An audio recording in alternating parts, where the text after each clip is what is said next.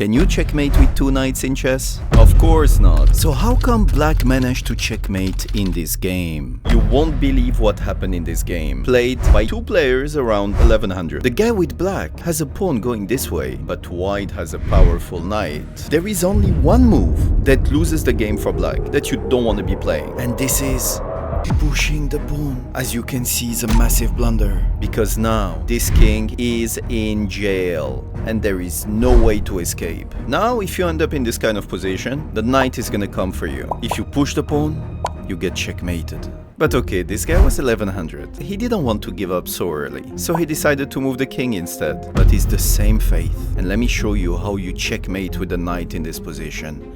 You go here, the king goes down, and now you come here. Because now this knight controls this square, which means the king cannot go there and cannot go here. It leaves only one possible move, which is pushing the pawn. And now, how do you checkmate on the next move?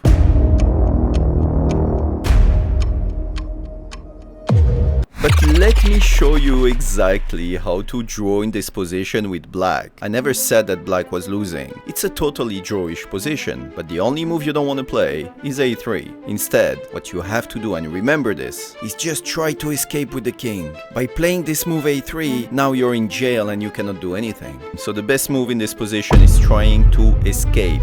Remember this, please. The king comes here, you go down. He comes back, you go up. He does this, you do this. You get it, right? If you go here and he tries to bring the knight, of course do not go back to a2, because now you have an exit. He comes on d4. Now push the pawn. Now that the king won the Monopoly card out of jail, you can push this pawn. You actually really do not care about this pawn anymore. You want the guy to take the pawn because there is absolutely no way to checkmate with the knight, and it's a draw. It's black to play, and a player 2000 elo totally messed up this position with black. Let me first show you what happens in our games when we play. We see this pawn here and we think, I can't advance my pawn, otherwise he's gonna take it. And this king is attacking it. So this pawn is lost. So what am I gonna do? And now suddenly you think you turned into Magnus overnight and you decide, I'm just gonna push this pawn, because when the knight takes, now this knight is too far away from this pawn. So what I'm gonna do, I'm gonna push. He's gonna come closer, and then you push again. But let me give you a very simple trick that you must know in this kind of position. If your knight can go to one of these 4 squares, then this position is a draw. First of all, to get to this square, it's counterintuitive, but you have to go the other way.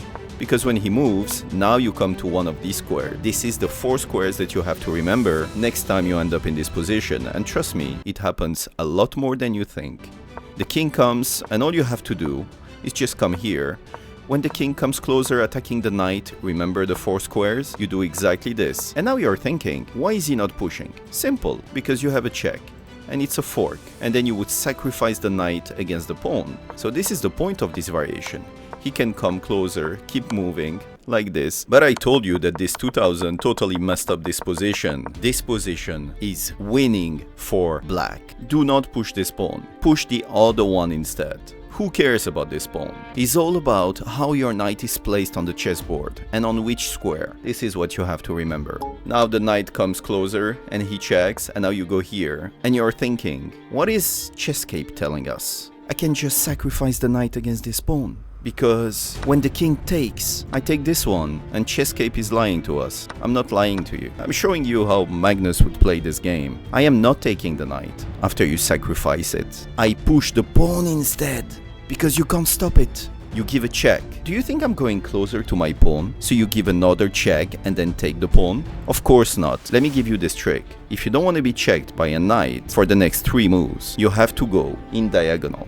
Like this. You have to be separated by 1 square. And now it would take 3 moves for this knight to find a check.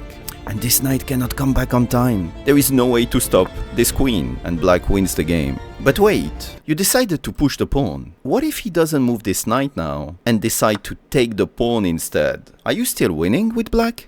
You push, he comes. Do you see what the problem is? This knight is totally misplaced now. Remember the 4 squares I told you about that the knight can go to? These 4 squares, if he wants to stop the pawns? Well, he's not on any of them, so white is in trouble. All you have to do is move the king. He comes closer, but it's too late. Push the pawn. He goes up, you come here, and you see what happens? This pawn is simply unstoppable. and black wins.